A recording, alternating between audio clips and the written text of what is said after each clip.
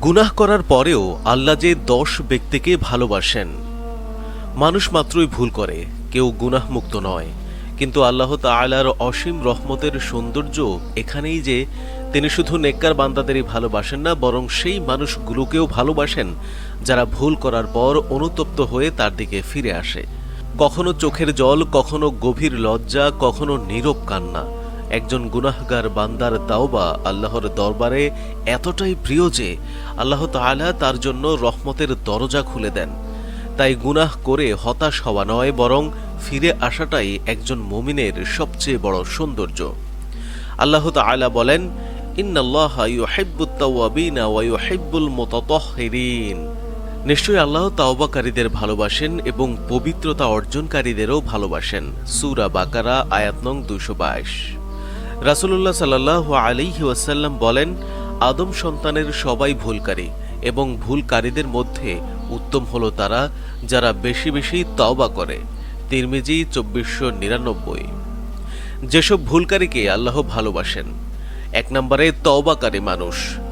যে ব্যক্তি নিজেদের ভুল বুঝে আন্তরিকভাবে আল্লাহর কাছে ফিরে আসে, আল্লাহ তাকে অত্যন্ত ভালোবাসেন। তওবা শুধু মুখের কথা নয়, বরং হৃদয়ের কান্না ও জীবন বদলে ফেলার অঙ্গীকার। আল্লাহ তাআলা বলেন, হে মুমিনগণ, তোমরা সবাই আল্লাহর কাছে তওবা করো যাতে তোমরা সফল হতে পারো। সূরা নূর আয়াত নং 31। 2 নম্বরে আছে অশ্রুসিক্ত হয়ে ক্ষমা চাওয়া মানুষ। যে চোখ আল্লাহর ভয়ে কেঁদে ফেলে, সেই চোখ জাহান্নামের আগুন থেকে নিরাপদ হবে। রাসূলুল্লাহ সাল্লাল্লাহু আলাইহি ওয়াসাল্লাম বলেন, 2টি চোখে জাহান্নামের আগুন স্পর্শ করবে না, তার একটি হলো যে চোখ আল্লাহর ভয়ে কেঁদেছে। তিরমিজি হাদিস নং 1639। 3 নম্বরে গুনাহ করে লজ্জিত হয়ে ফিরে আসা মানুষকে আল্লাহ ভালোবাসেন। গুনাহের পর হৃদয়ে অনুশোচনা জাগা ঈমানের আলামত। যে ব্যক্তি নিজের ভুলে লজ্জিত হয়, তার অন্তর এখনও জীবিত। রাসূলুল্লাহ সাল্লাল্লাহু আলাইহি ওয়াসাল্লাম বলেন, অনুতপ্ত হওয়াই তাওবা। ইবনে মাজাহ হাদিস নং 4252। 4 নম্বরে গুনাহ করার পর নেক আমল বাড়িয়ে দেয়া। 4 নম্বরে গুনাহ করার পর নেক আমল যে বাড়িয়ে দেয়।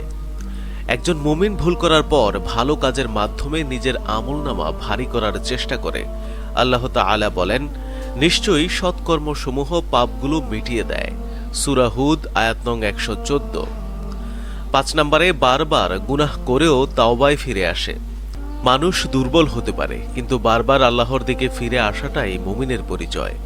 এক হাদিসে আল্লাহ তাআলা বলেন, আমার বান্দা গুনাহ করেছে, তারপর জেনেছে তার একজন রব আছেন যিনি গুনাহ ক্ষমা করেন, তাই আমি তাকে ক্ষমা করে দিলাম। মুসলিম হাদিস নং 2758। 6 নম্বরে নফসের সঙ্গে সংগ্রাম করে। নিজের প্রবৃত্তির বিরুদ্ধে যুদ্ধ করাই সবচেয়ে বড় জিহাদগুলোর একটি। গুনাহের টান থাকা সত্ত্বেও যে নিজেকে সামলায়, সে আল্লাহর কাছে সম্মানিত।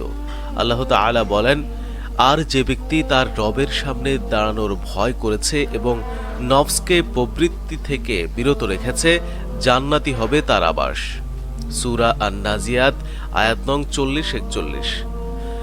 7 নম্বর, গোপনে গুনাহ করে গোপনে কান্না করে।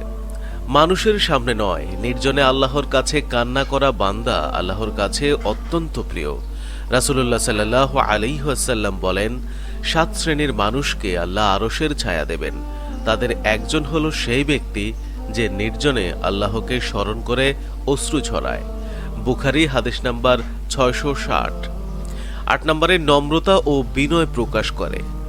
গুনাহ মানুষকে ভেঙে দেয়, আর সেই ভাঙা হৃদয় থেকেই জন্ম নেয় বিনয়। আল্লাহ অহংকারীকে পছন্দ করেন না, কিন্তু বিনয়ী বান্দাকে ভালোবাসেন। আল্লাহ তাআলা বলেন, নিশ্চয়ই আল্লাহ অহংকারীদের ভালোবাসেন না। সূরা আন-নাহল আয়াত নং 23। 9 নম্বরে গুনাহ করে কিন্তু অন্যকে উপদেশ দেয়।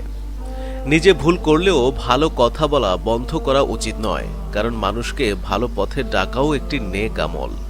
আল্লাহ তাআলা বলেন, ওয়া তাআওয়ানু আলাল বিররি ওয়াত তাকওয়া। তোমরা নেক কাজ ও তাকওয়ার ব্যাপারে একে অপরকে সহযোগিতা করো। সূরা আল মাইদা আয়াত নং 2।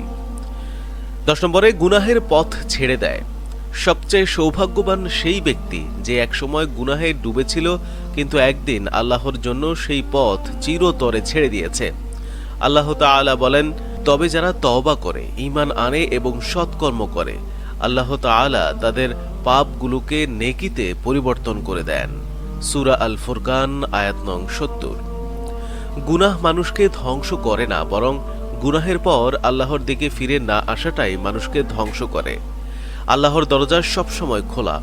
যত বড় পাপী হোক, আন্তরিক তওবা একজন মানুষকে আল্লাহর প্রিয় বান্দায় পরিণত করতে পারে। তাই হতাশ নয়, ফিরে আসুন রবের কাছে। হয়তো আপনার একটি অশ্রু বিন্দুই বদলে দিতে পারে আপনার পুরো জীবন।